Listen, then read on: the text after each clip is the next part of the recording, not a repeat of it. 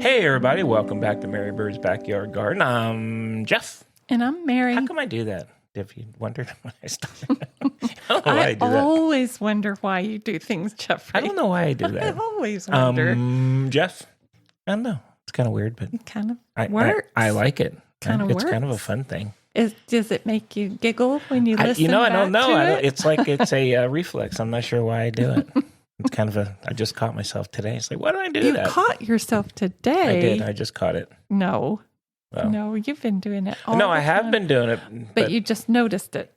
Well, I'm trying to figure out why I'm doing it. Anyway, it's for another day, I guess. Why? So what?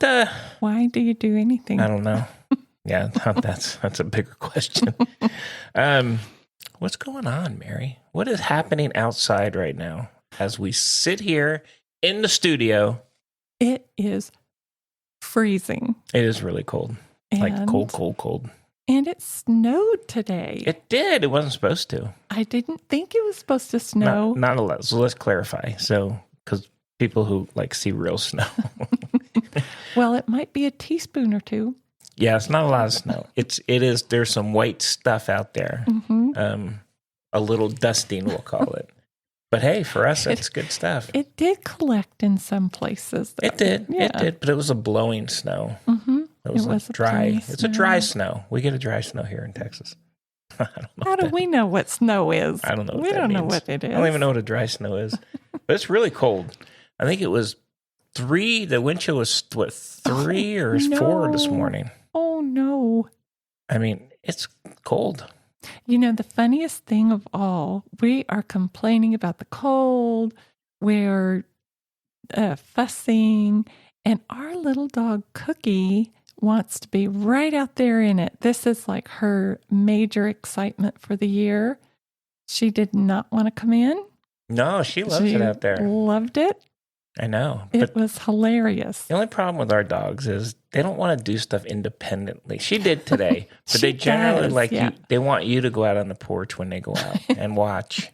And Gilder, our male dog, he definitely wants you by his side. They're not like dogs. You open the door and they run out there and go play and then come tell you it's time to come in. They want you out there watching. And if you're not, then they're not really willing to go out there. But she did today. Oh, Cookie loves it. Yeah. I mean, she was running all over the backyard with her nose to the ground, yep. hunting for whatever she can hunt for. I know. It was kind of cool. And we're all snuggled in here.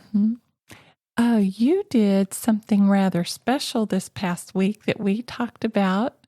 What did I do? What did you do? I do a lot of special things, so you're going to have to remind me. Well, we had put up a trail camera to see. We did. What we might I be talked about. So I talked about that last week. So I put up a trail camera because Mary kept telling me that there was a critter. Something in the garden. There's some critter over in this part of the garden. So I said, all right, I'm going to put this trail camera out there. And I left it out there for, 4 days, I think. Mm-hmm. I pulled the card out and I said, come on, Mary, we're going to go look and see if it caught anything. And lo and behold, it caught a wily varmint out there, which was a cat. A domesticated cat with a collar. Cat with a collar. So there's we have a very ferocious cat out there with a collar. So I moved it now to the other side, and I haven't pulled it yet. So I moved it to the other end, and I'll check and see if we see anything that way. But I'm thinking it's the cat. Fun. This is so much fun. Hey, trail cameras are pretty cool. A mystery. This is like a mystery, and it's a really clear picture. Yeah, it does great. The nighttime photos on it is really good. Yes. Yeah. Mm-hmm. That's what it caught was the nighttime images. Yeah. I only have it active until when it gets dark, so I have it from 10 to 6 or something like that. Interesting. Okay. Well, I figure if it's during the day, we'll see something, and I don't want it going off every time. Well, I really had no idea that there was a cat. I knew that there is one neighborhood cat that goes in our front garden every great once in a while, but I guess I never now we know. Anticipated it going. We watched it. It took a picture, a little video. So we'll see what else it finds because maybe there is something else out there. I don't know. Interesting. Yeah, that was kind of fun. Interesting. Very fun. That was fun. I don't know. I think what I would like to do, Mary, as your co-host, is I'd like to move into the what's new in the garden section here. Oh, cool. Because you know why? Because you worked my little tail off. And I want to get a little bit of credit for this. Wow. How many bags did we end up putting out for them to collect to do the, not recycle, but where they use the landscape? Yeah. We put, detritus we put and 5 big composting. ones, and then we have another more than 5. Wow. But yeah, let's talk about what's new in the garden, Mary. Shall we? It's amazing to me. Every year, in the springtime, you have to cut back your grasses and you cut all your perennials down. In our situation, we cut the sage back to the ground. We cut the catmint back. We cut the roses back. We cut, everything back. There's a lot of right? stuff. I'm amazed at how much we all got, like maybe a bushel container of, I'm trying to think of the name of the plant right now, Turk's cap, that I had barely planted out last year. I was so shocked at how much that had grown. And so it was a major undertaking. It took us, and we worked on it for 3 days, and then we had some helpers come over, lovely helpers. We did.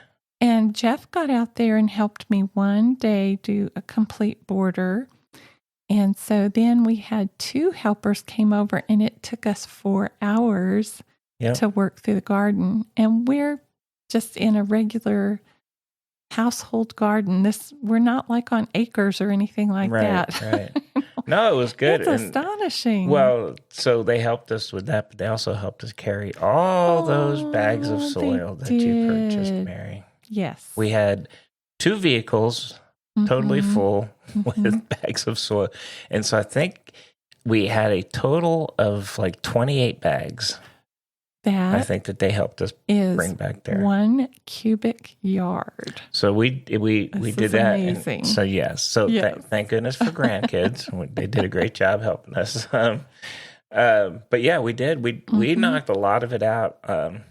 We used our gorilla cart. You fellas made good use of the gorilla cart. We did. To pull the bags. I gotta say, we talked about the gorilla cart last season, and that we purchased, and that thing is literally a beast. I mean, we can pile a lot of weight in. Of course, the grandkids they wanted to put like 20. I was like, they did. We're not doing that because we can't pull it, but I mean, it held a lot. And a lot of weight, and it does really, really well. So, I mean, thank goodness we had that. It is a labor saver, isn't it? It is. It does. Yeah. It helps a lot. I mean, it's like, you can put 6 or 7 bags in, 1 liter or liter. Are they not liter? They're 1 cubic foot. 1 cubic foot. That's the size that we chose to buy. Cubic feet. What we wanted. Yes, I got the 1 cubic feet, just yard. 1 cubic foot. Gosh, per bag. But the total that you boys moved that day was 1 cubic yard. Yeah, okay, there we go. I think 26 cubic feet. I think it's 26 or 28 equals a cubic yard. Well, we moved it. We got it all done. We filled up your planters. Raised garden beds. We hoogle-doogled them.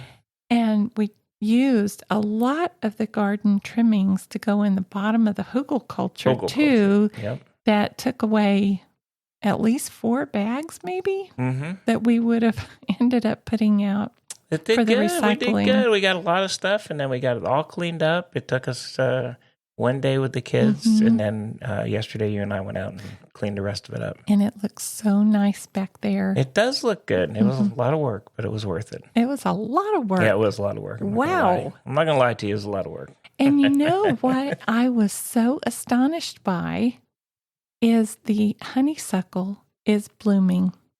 I love it. It's got little red blooms going back there. Maybe after this freeze, I might have to go back out there and check up on it a little bit. Yeah, it's a hard freeze for last night, tonight, and I think maybe tomorrow night. Wow. It's like hard freeze, not like a soft freeze, a hard one. And this is our coldest event of the year, right? It is. That's what they say. That's what they are anticipating. But we got, you know what? Everything's cut back. Everything is cleaned up. Mm-hmm. So once this passes, pretty much going to be it for us here for cold weather. But then it'll be ready to go. And I got the fig tree cut back. Mm-hmm. I'm super happy about that. Yeah. Very good. So maybe this year will be our year to get some good figs. Yes, we will talk about those. Mm-hmm. We're having some artichokes that are sprouting up. Not artichokes, asparagus. Artichokes. Of course. I know. I would like to grow artichokes. Oh, boy. Okay. But we are having asparagus that's springing up more. I'm looking to get at least a good 5 or 6 spears, maybe next week. Okay. Yeah. Nice. And they're so cute. They're purple right when they emerge from the asparagus. ground. Okay. I might pass on artichokes, but we can do an asparagus. Okay. All right. I love them. I think that's what. Well, I'm sorry. What else do you have, Mary? I know. Well, I do want to thank our grandkids for coming over. That was pretty amazing. That was yeah. Yes. But much thanks. While we were out running around, we had an impromptu visit to the Natural Gardener, which is in South Austin. Oh, yes. Mm-hmm. And we did end up getting a lot of bags from them. Yes. But anyway, while we were there, they were having a sale on their bare root fruit trees. Mm-hmm. And we picked up a couple of them that I'm pretty excited about. We picked up a Santa Rosa plum and also a Methley plum. Oh, which was? Methley. Okay. Mm-hmm. Santa Rosa plums are pretty interesting. In 1906, Luther Burbank is the one that introduced this variety, the Santa Rosa plum. It's got a sweet and a little bit of tart taste with a deep red purple color. And it's good for our region because it has a low chill hour rate, probably around 300 hours, you might get a crop. So that's pretty good. I think chill hours are counted from somewhere like if it's around 45 degrees and then it stays in that range. And that the chill hours are what tells the plant, okay, it's time to wake up and start producing your fruit. Oh, okay. So plums are pretty good in our area. Yeah, we're going to give him a try. Nice.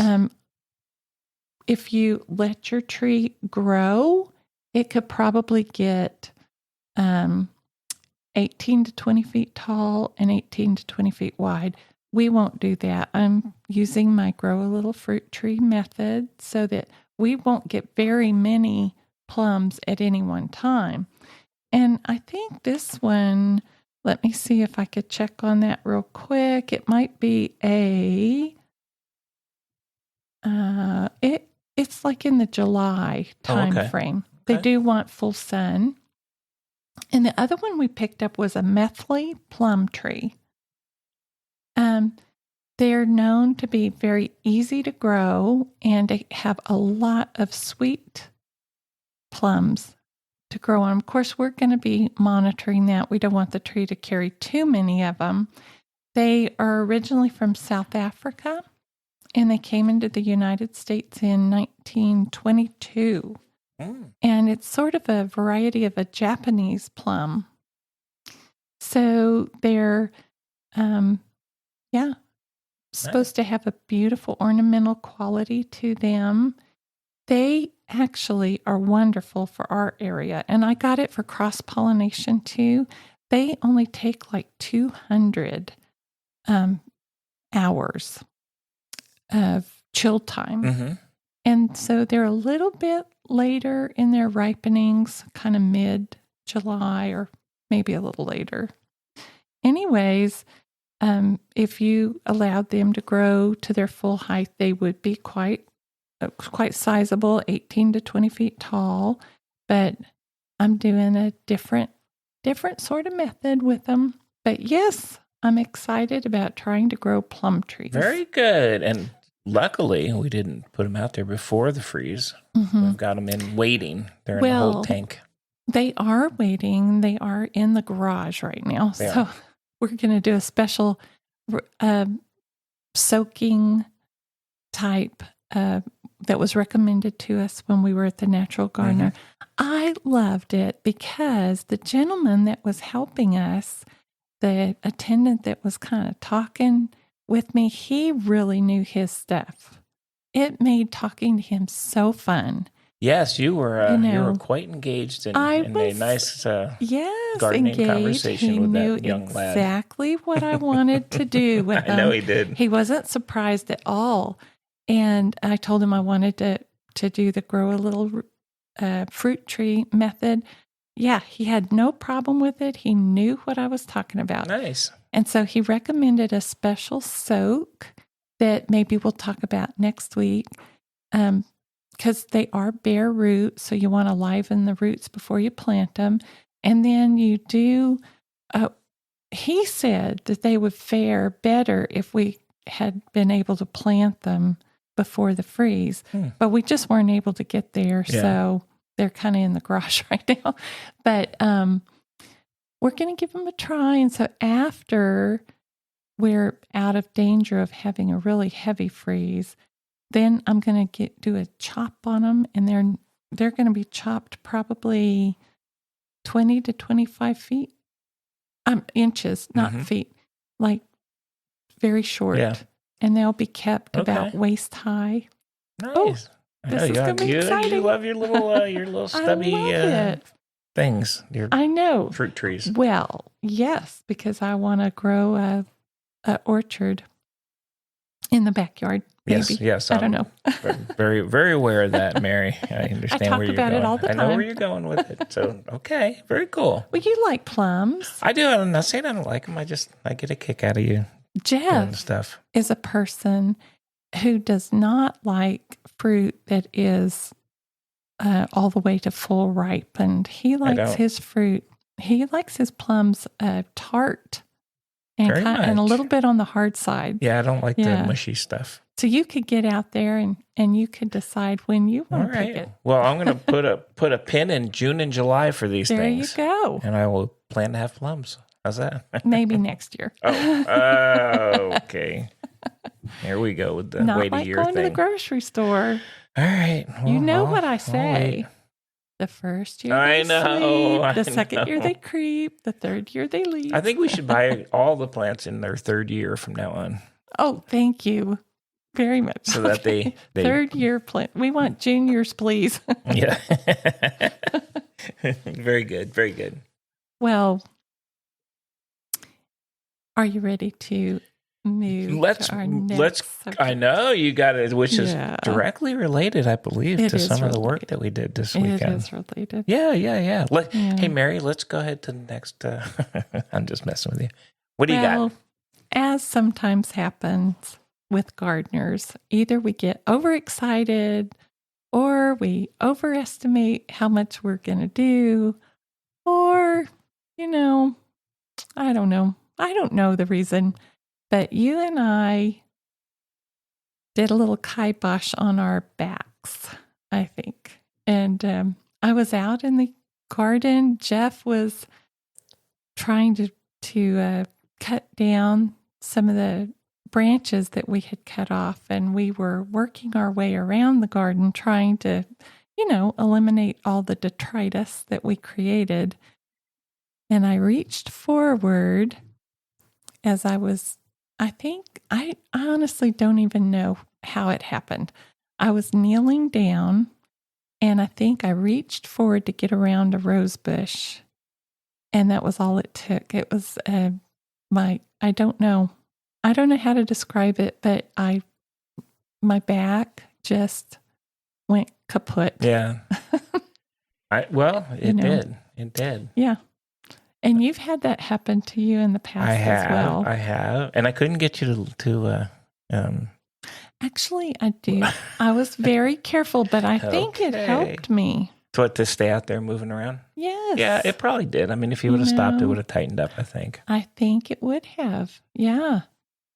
So, and you did try, you encouraged me to stop. You were wonderful. I have to say, you were wonderful. The shoe was on the other foot and you took full advantage. It was, because you're the one you usually go on. I'm usually the one who's very stubborn about it, but you were the stubborn one this time. You know, I have a memory. We had moved to Minnesota many years ago and it was baseball season. And so you were coaching baseball and you had the boys out there. I can't remember, mid-February, early March. And I don't know what you did. You kneeled down, you did something. And the next thing I knew, they were bringing you home because you had thrown your back out. Yeah, I did that a few times. You did that a few times. But let's get back to you because you were very stubborn. It wouldn't go in. So, but you did end up, you know what? Moving around, I think, did help you. Yeah. And I modified what I did. But anyway, that brings us to our topic for the week because as gardeners, even though it's not foremost in our thought process, we do have to stop, take a step back, and make sure we try to do things that create safety in the garden. So I went out, did a little research, and I came up with a few tips on back safety in the garden. I want to hear these. A few tips. And then we'll see how many of these we or me do. Okay. So when we're out there gardening, did you know that we're actually doing a workout and you can burn more calories in an hour than you would be if you were riding your bike or if you were out for a kind of a light walk, or even if you're doing light weightlifting. You know, I believe it because when you're gardening, you have a lot of moving. There's a lot of movement. You're not just using your legs or your arm. I mean, there's you're doing a lot of different movements. So a lot of different. I can believe that. You can burn up to like 330 calories per hour. Wow. Okay. Yeah, that's pretty hefty. And it's a really good activity. You're breathing, you're moving, but you want to prepare to get out there and do that because we have been sitting around all winter. You know, we're not actually. Have we? Well, no, we really haven't. No, but we haven't been walking as much as we haven't used been walking to. as much, but we've been doing a lot on computers. You've been really putting your heart and soul into figuring out your studio, and other things like that. And so you got to stop for a minute and think about that. And think about how you could get warmed up to go out there and start working in the garden. Usually my warm up is I run into the garage and start hauling the tools back. Yep. And that's not the right way to go about it. No, we don't warm up. Come on, we haven't warmed up too much. Haven't warmed up. Our daughter will get on us for not stretching. Our daughter will. Yes, she will tell us. Yes. Firmly, you need to stretch. I know. But, getting out and doing a brisk walk, walking around your garden, thinking about what you're going to do that day, kind of get yourself a priority list is a really good way to warm up. And I would encourage you to look for some stretches. I'm not going to give exact stretches on here because they might be different for you than it would for me. But look online, look in a book, ask a therapist questions like, what are some good stretches that I could do? But get your body warm, get your muscles warm before you just head right in there. Yeah, gardening is like being an athlete, and if you talk to another athlete, they always do warm-ups. They do. Yeah. Anyways, when you're thinking about getting out in your garden, think about your posture. What is the activity that you're going to do? Are you going to be lifting heavy bags?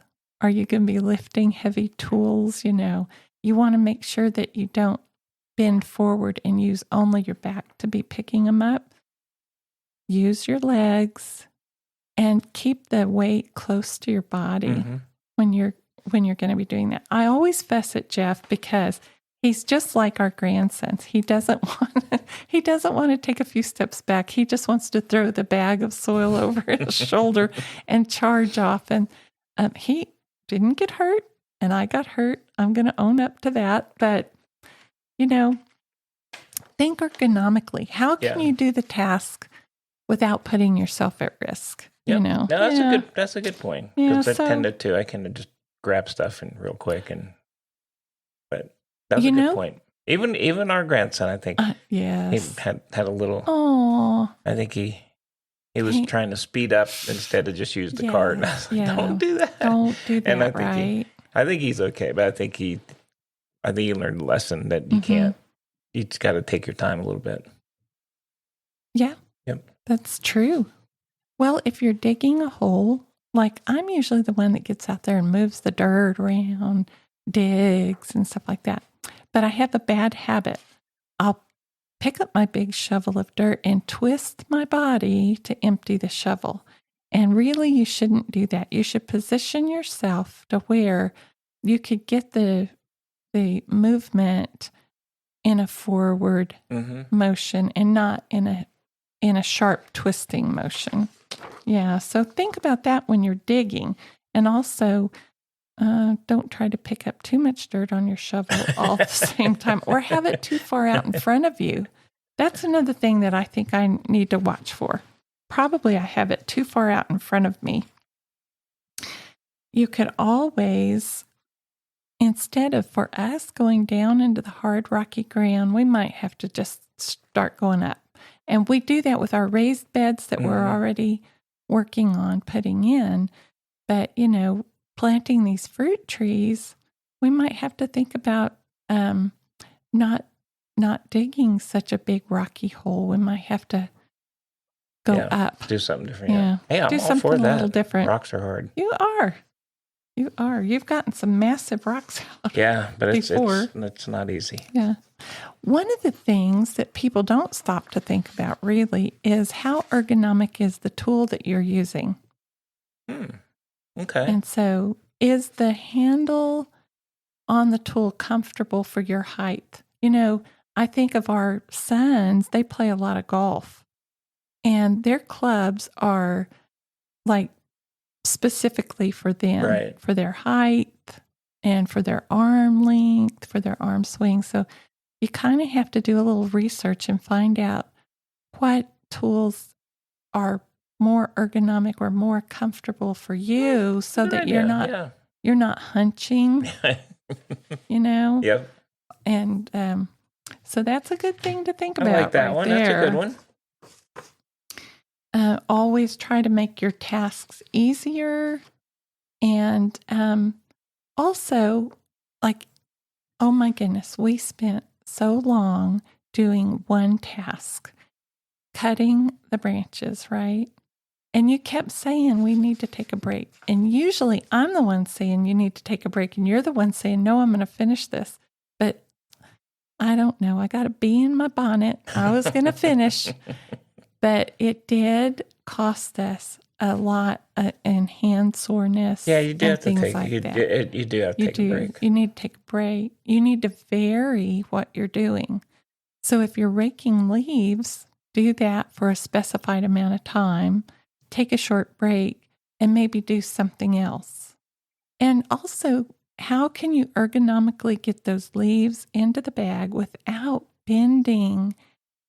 You don't want to bend. You want to bend over correctly. You don't want to use your back, like we talked about before, to be lifting things. And the other thing that I noticed is when I'm bending and picking stuff up, I'm not breathing correctly. And that actually puts a lot of strain on your lower back. So you want to learn how to, don't hold your breath, how to breathe through your movement, and bend more at the hips instead of at your lower back. Okay. Oh, I learned that. Look at that. Okay. Anyway, I like it. Make sure that you're wearing some good footwear, so if you drop something on your foot or something, you're not going to hurt yourself. But actually, your footwear, stable footwear is better for your back than having on sandals that are not really sturdy. Rest and recovery is important. So take a break every 45 minutes to an hour, get a drink do something else, and plan your activities so that when you first go out there, you're not doing the heaviest amount of work. And at the very end of when you plan to be working, you're not doing your heaviest amount of work. You want to ease into your work gradually, let your body warm up, try to do your heaviest work in the middle, and then on the end, have lighter in the beginning and lighter in the end. Okay. So that's one way to, I don't know how we could make that happen, but, also sit down at your raised garden beds if you're planting seeds or so forth, instead of hunkering over them. Yeah. And so that's a big one, I think, is not just constantly bending over. Constantly. That is what that hurts. Or squatting for a long time. Yep. Yeah. Yeah, I agree. So, we underestimated the amount of work that it really was to clear up our perennial garden. So that's my focus, is to get together with you and figure out a way where we could do it that doesn't cost us an arm and a leg. So we're going to plan? I've been trying to do the planning, and we have actually followed through. We have. The reason that we had so much soil to move this time is because we ended up, just because of the weather and other activities that had taken over our lives, we ended up having to do 2 weeks of filling the garden beds instead of, we crammed it all into 1 week, which didn't work out so good. Well, honestly, filling the beds wasn't the hard part. It was actually... Oh, interesting. Okay. Yeah. I mean, you have to lift a lot and it's weight and stuff, and that's actually easier than having to take we had a lot of branches, because you trimmed everything back. Right. It took a lot more time, especially on the roses, because the roses, you can't just go jump in, stick your hand around and put them in a bag. You really have to just kind of sit down and kind of cut them and be careful with them. And that just takes a long time. And also the wood was not dry enough to put through our chipper shredder. No, it wasn't. Yeah. But even, it just takes time. It's, we did it and we finished it. But I would just say, for me, putting the soil back there, although it's heavy, but I can do it. I can do it fast. Well, I can quickly do it. Originally, I had anticipated that you would come in through the other gate and be able to drive through the garden, but you boys chose to not do that. Yeah, I like going through the one side. It works better. But it didn't. Okay. That was easy. That was an easy part, and we did that, especially when we had the helpers. Yes, that helpers went really were fast. Great. So. Oh my goodness, they were little dynamos. Yeah, I think the biggest thing is just take your time. Which I tend to not do. I tend to rush through it. But if you take your time and just take breaks, like you said, I think it works out. And if you're done, you're done. It's going to be there for tomorrow too. Right. So the hard part is you have to put everything away. Yeah. The hard part for me is to say, well, I'm not completely tired out, but I know that if I stop now, I'll have the energy to put things away. Right. And so that is where I need to organize better. Yeah, and you're right, because we do put everything away after each session. I'll call. Each session. Yeah, gardening session. The very final tip that I would like to just kind of throw out there, this isn't a recommendation or anything, but if you think this could help you, you could wear a light back brace. And, people definitely do that. I think it does help. I haven't, but I think they are helpful. I used to work at a grocery And that was one of the requirements they had for every employee. It was fine. Yeah. Yeah. And that's a good point. If you're having back issues, I like it. All right. Very good, Mary. All right.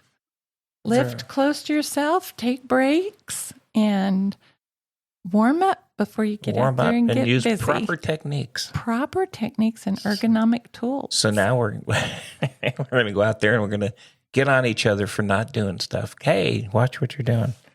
Yes. Use the proper technique, Mary. I'm going to get on you. Okay.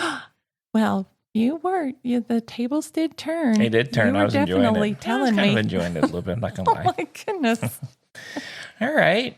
Well, the next topic we have is one I laugh about every time. Because if you would have said 20, 30, whatever years ago that you do it. But this would be part of our life. I don't think I would have believed you, at least not the way they're being used. So, could you imagine if we went to your parents and told them, guess what we have? No. Or even, no, I wouldn't. But we're going to talk about worms. You're going to talk about worms. You like to show me the worms, but you take care of them. So what do you got on worms, Mary? Vermicomposting. One of my favorite out topics. Of the gate. I love it. I Okay. know. I like it. And we're talking a specific variety of worms here. Not every worm. Yeah, not fishing worms. These are not fishing worms, which I first thought they were going to be when you first started. I was like, all right, get some worms. I can use them and go fishing. But no. Well, I don't know. I think some people do sell them for fishing worms, but really I wouldn't. Too small. Yeah. Too skinny.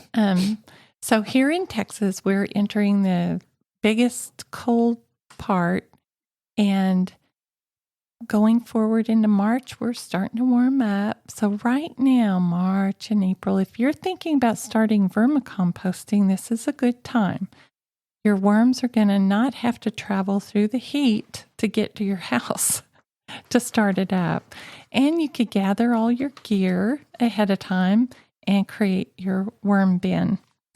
And why would you want to vermicompost? Well, you're keeping some of the organic matter out of the landfill.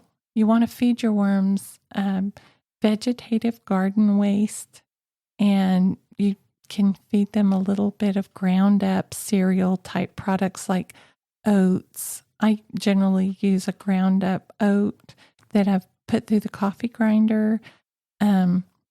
Things that have kind of gone past it, if you grind up maybe some rice or things like that. And you don't use a lot of that kind of stuff. It lasts a very long time. You grind it. Eggshells. Oh, I know about the eggshells. Love ground eggshells. We know about the eggshells because Mary... this morning, I don't know what I did. I put it on a little bit too high temperature when I was drying out the eggshells. But we save the eggshells, and she washes them, and then she puts them in the oven and dries them out, and then wowzer. Grind it down my little worms. I like it. You sprinkle that on there, and that's grit for their gizzard. Yeah. They don't really have they don't digest, they grind, their food. And what they actually eat the microbes that are eating the food waste that's in there. That's what the earthworms go for. Okay. So anyway, it's very exciting. But you can find places online, and the worm that I really like, that I think works the best for me, is the Icenia fetida. Okay. Icenia fetida. Okay. So they're also known as red wigglers. Yeah, let's go with red wigglers. I know red wigglers. They're red wigglers. Right. And they eat a lot of organic material, or they process, not eat it, but they process. I've been shocked at what these worms take care of and make their castings I'm astonished. I know I've talked before about the pumpkin. They eat a whole pumpkin, which I don't have a very big operation at all. And there was nothing left except the stem of this pumpkin, and really not that long of a time. So the system that I use that I've had really good success with, that I'm excited about, is called the Vermihut. And what this system is, it's a series of stacking trays. And you rotate the trays as your worms make their castings. You give them another layer on top that you're going to feed their food into, right? And so they eat. I use shredded cardboard, shredded paper. I use toilet paper rolls and paper towel rolls, gift paper rolls, any cardboard type product. Some people do use like leaves from the garden. I really don't do that. Sometimes I'll use a little bit of paper. And you can also use some sphagnum moss in there. And the bedding material is kind of moist. And so they actually process that carbon material as well as any of the vegetative material. I don't use cheese. I don't use like meat or I use eggshells for their grit, but I don't use any type of bone or anything like that. Just because it works out better that way. But one tip that I have for the vermicomposting is to freeze your leftovers. You freeze them, and that way you don't get the any pests that might be accompanying that product. And also, like, I don't really use a lot of like oils. Like if we've cooked something and we've used salt and oil, I don't, of course, put that in there. Yeah. I wish I could, but but the salt would make the worms die. And you don't want a lot of protein in your worm bin anyway. Anyways, like it probably takes about, I would say, maybe 6 weeks for one of the trays to get eaten up. You keep adding cardboard and you keep adding food and you let the worms work through the tray. And then when you're ready for another tray, you put it on top. And so I let the lower trays kind of incubate for about 6 weeks. And then I harvest the worm castings, and they're so good for the garden. They're so good for your plants because they come with bacteria and fungi, and all these things are going to help your roots grow very big and strong in the soil. And I've seen a difference in our garden where I've used it. Then you will just improve your soil porosity. Worm castings do tend to hold on to water, so you don't want to completely have your whole bed full of worm castings. They'll hold too much water, and they are heavy. So you do need to be prepared for that. One of those trays can weigh maybe 25 pounds when it gets to be really done. Wow. So that's a lot. Yeah. And they make all the nutrients in the soil more soluble for the plant roots to eat and things like that. And so our worm bin is doing really well. We've had it over a year now, and those worms seem to be very, very happy. You get very excited when you go out there. I know that. You like to show you these. I do. It always surprises me, But one of the other little tubs, I use a little tub that got started accidentally, and it's just like it's kind of shallow. It's a plastic tub. And like I said, it got started accidentally, so it doesn't have a lot of holes in it or anything like that. It's just a temporary thing, but I do feed the little worms in there, and they are like doing great. They're multiplying I'm astonished. So I know There are some other composting bins out there. I like the Vermihut because it takes up a smaller footprint and it's more of an indoor composting system.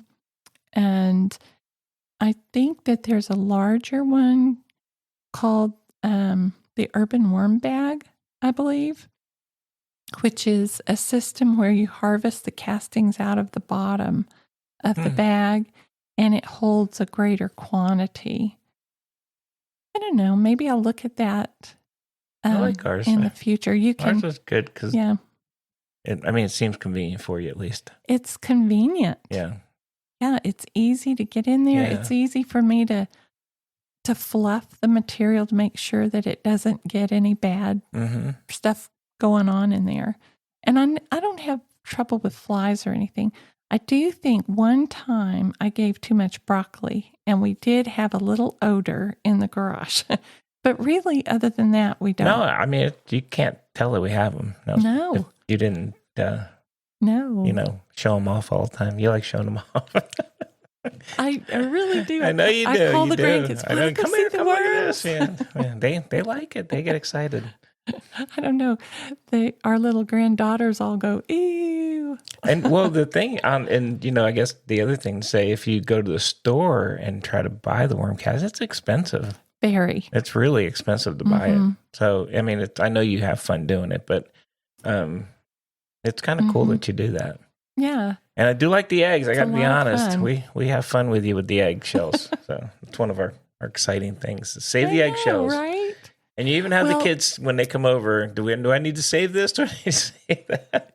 Well, when you, a lot of people do put eggshells right out into their garden. And of course, it is going to take a lot of time and a lot of microbiology to really break them down. They're not readily broken down, but they go through the worm systems and maybe they're used as grit through the worms and then they go out into the garden. Maybe they're not like broken down, but at least they're inoculated in the beginning stages to where they will be available. Yeah.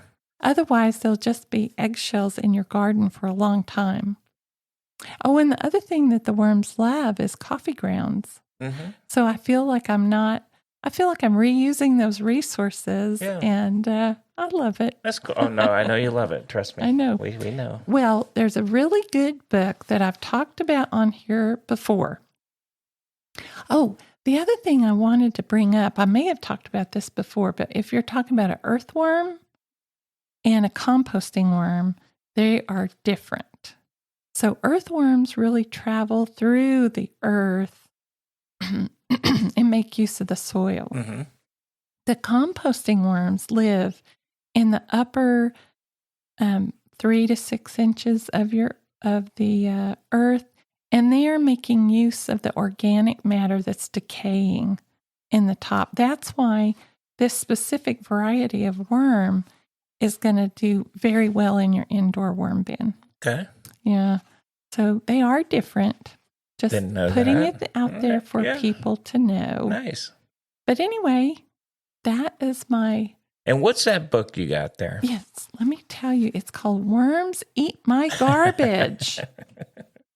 That's a cool little book. It's a great book.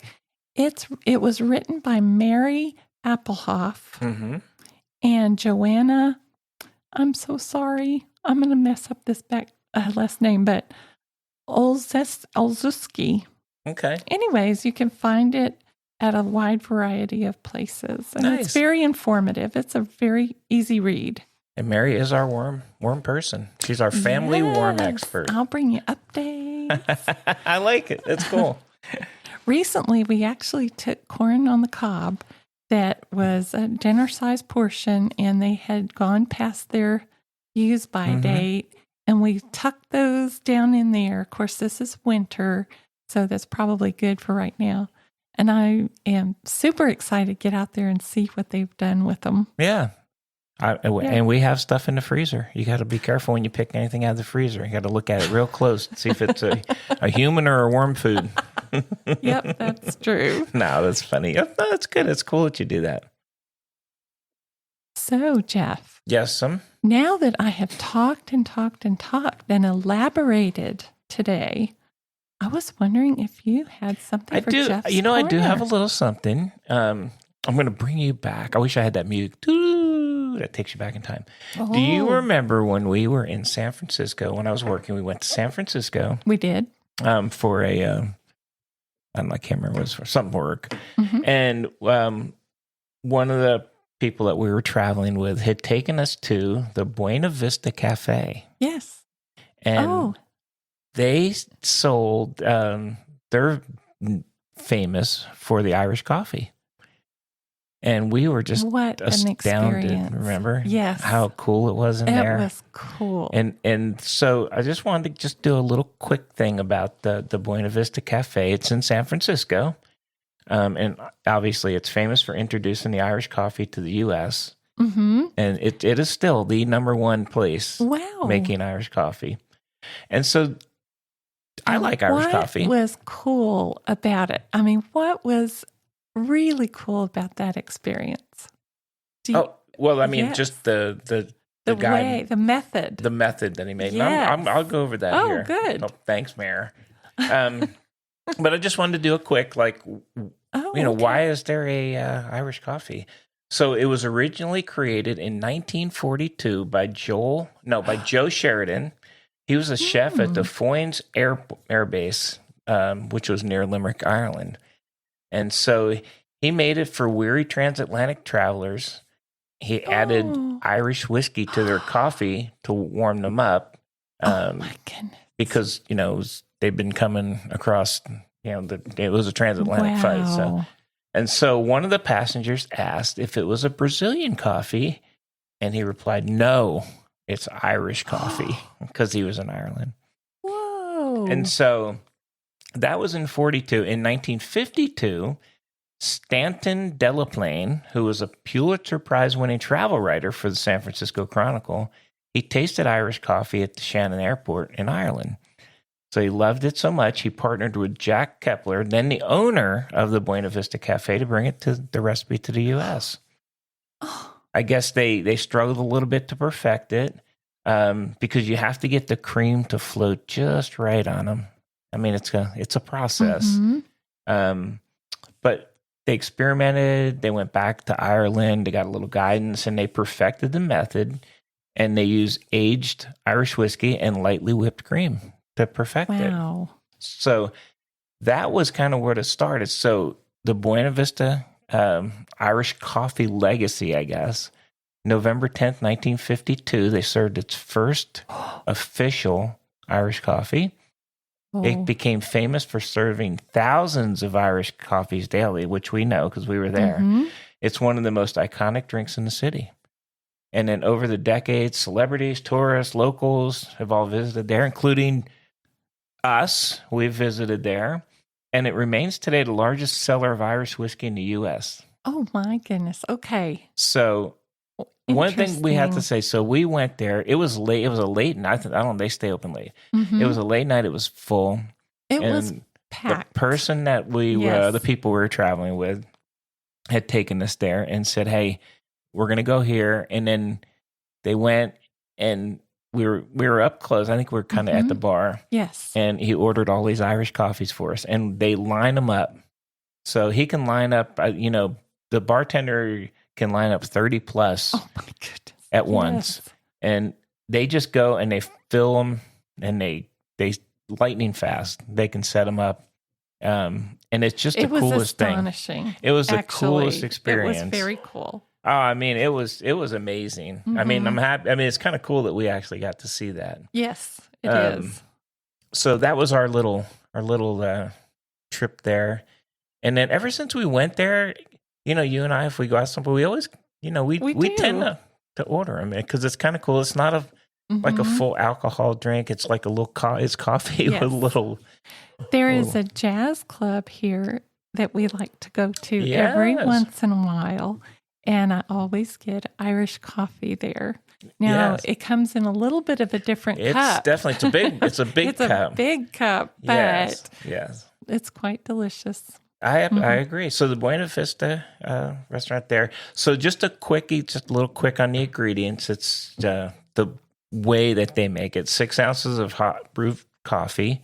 Then you want to use a medium to a dark roast. 1.5 ounces of Irish whiskey. And I will say that they generally do use the Tullamore Dew Irish coffee or Irish whiskey. Interesting. And then what I like they do, they use 2 sugar cubes. So it's not, do you remember they used the actual cubes? Oh, yeah. Right? And instead of just like he dropped cubes in there, which is kind of cool. And then heavy cream, which you have to whip and make sure it's light and not too thick. So you want to do is preheat the glass with hot water. That's key. I think that is a key. I do too. So you have to you do and we bought the glasses to have here at home, the little glasses for them. So you want to preheat them, let them sit for a few seconds, then pour the water out. Dissolve the sugar. So you want to add the 2 sugar cubes to the glass, then pour in the hot coffee and stir until sugar's fully diluted. Then add in the Irish whiskey. And then you want to float the cream. So you lightly whip the heavy cream so it thickens slightly, but still pourable. And then you pour it over the back of the spoon so it floats on top of the coffee. Wow. And then you do not stir it. You sip it through the cream. And it's just, it's really cool. And so just a couple tips. You want to make sure it's lightly whipped cream. You don't want to have it, there is a way to do this. Okay. And the sugar cubes to me are a must. Mm-hmm. You have to use the cubes instead of using other sugar. Right. And then use a 6-ounce heat-proof glass. And that's what we bought when we did ours. We kind of did them like they had them there. And it's fun. It was so fun. What a great memory. It was awesome. That. It kind of stuck with us because we didn't know where they were taking us, and they were saying, hey, we want to take you somewhere. And I didn't, honestly, had never even, it's not something I'd known about. Wow. But the Buena Vista Cafe. History. I love the history that you told us. Yeah. Didn't even know any of that. I knew that they were the original place. I didn't know the history either, but it was an amazing experience. If you're ever in San Francisco, I would definitely recommend it. It's something to see. Just to watch the guy make them, the bartender make them. It's crazy. So there it is. There was Jeff's Corner. I enjoyed Jeff's Corner. Well, thank you. I think that sounds like a recipe for this evening, maybe. I know. It's cold out. Cold. It's cold out, and I was there, and I think we actually have all the ingredients. I don't know if we have the sugar cubes, but I got to get some. What else you got? Oh, boy. I just wanted to wind up our program today, sort of to say what's coming up. What is something that you could do in the upcoming week? Of course, right now we're really good for planting when you could get out there and it's not chill. Yeah. So chilly. But, pansies are really good to plant out right now if you're looking for an ornamental. Pansies and calendula. One of my very favorite plants. Now, I've been having calendula that has, it's also called pot marigold, and it's been behaving like a perennial for me. I've had it in a raised garden bed, and it's come back. This is on its 3rd year, I believe. So go out there and plant that. Okay. It's good for snapdragons and our larkspur. These are listed under annual, but we planted larkspur.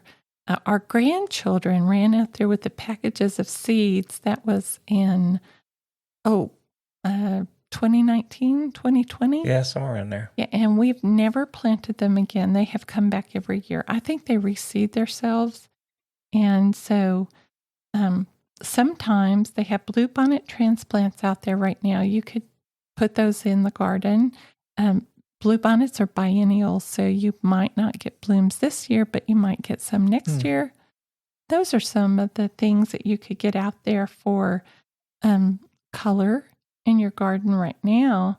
You could also put out herbs herbs are really good to kind of get out there now. Dill, parsley, oregano, sorrel, thyme, and garlic chives. And we actually have some garlic bulbs that have sprouted that we're going to give it a little try.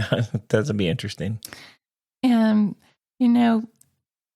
right now we are in the time of the year until I believe it's October. You do not prune your oaks.